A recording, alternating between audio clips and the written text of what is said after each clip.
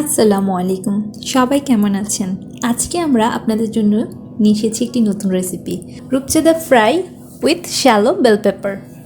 চলুন তাহলে প্রস্তুত প্রণালীটি দেখে নেওয়া যাক।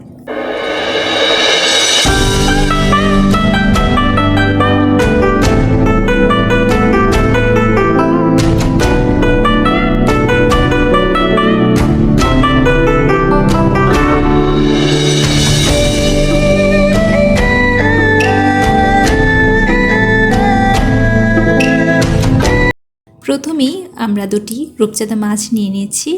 একদম শুকনো পরিষ্কার করে আমি একটা টিস্যু পেপার দিয়ে ভালো করে মুছে নিয়েছি।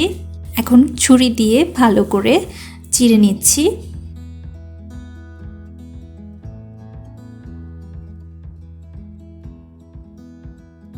অ্যাঙ্গেল করে ধরলেই খুব সহজে কাটা যায়। মাছটা কাটবে না, তবে চিড়ে যাবে।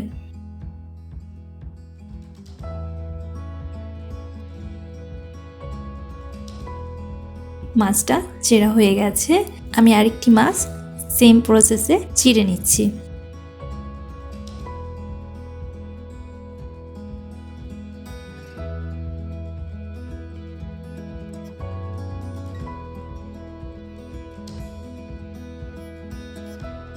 তো আমার মাছ দুটো চেরা হয়ে গেছে।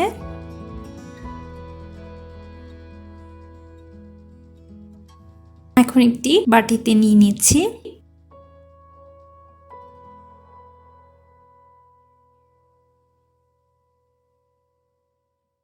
পরিমাণ মতো লবণ দিয়ে দিচ্ছি। পরিমাণ মতো গোলমরিচের গুঁড়ো দিয়ে দিচ্ছি।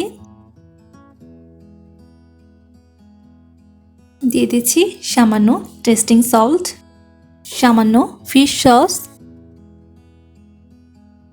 ওয়েস্টার সস,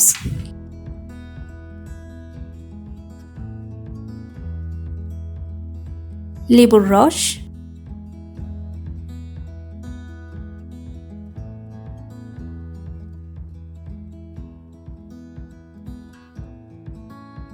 এখন ভালো করে মিশিয়ে নিচ্ছি।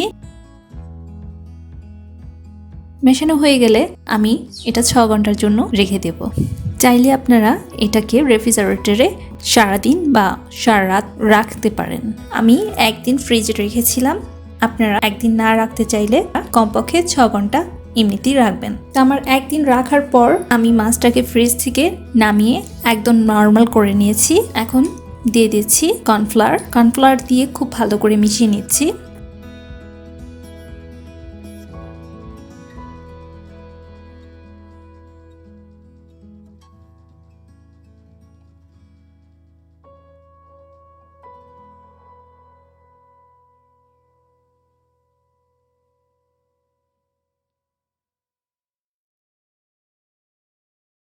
মেশানো হয়ে গেছে।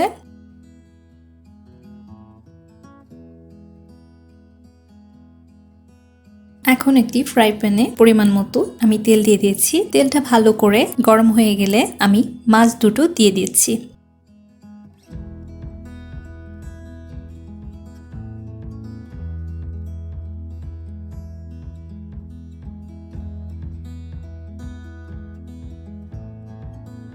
এই মাছটা ফ্রাই করতে বেশিক্ষণ সময় লাগে না, খুব অল্প সময়ে ফ্রাই করা যায় এবং ফুল আঁচে ফ্রাই করতে হয়। তাহলে তেলটা মাছের ভিতরে যায় না এবং মাছটা খুব ক্রিস্পি হয়। উল্টে পাল্টে ভালো করে মাছটাকে ফ্রাই করে নিচ্ছি।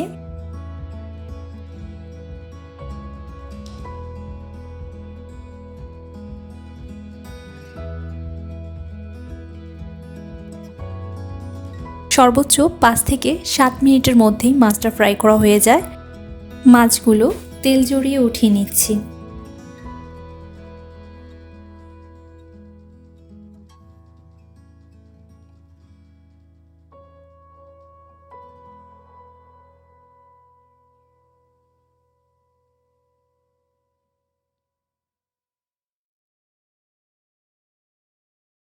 ফ্রাই প্যানে বাকি যতটুকু তেল ছিল আমি সবগুলো একটি বাটিতে রেখে সেম ফ্রাই প্যানের মধ্যে শ্যালো করব। দিয়ে দিচ্ছি ক্যাপসিকাম এবং সামান্য লবণ।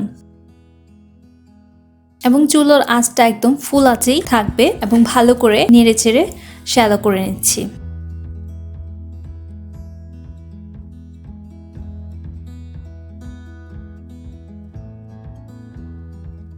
সামান্য গোলমরিচের গুঁড়ো দিয়ে আবার ভালো করে নেড়েচেড়ে নিচ্ছি।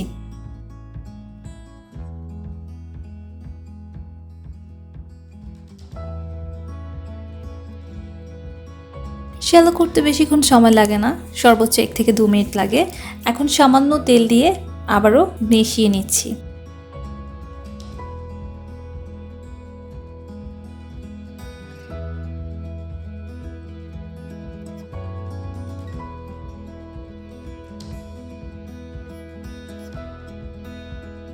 আমার শ্যালো করা হয়ে গেছে।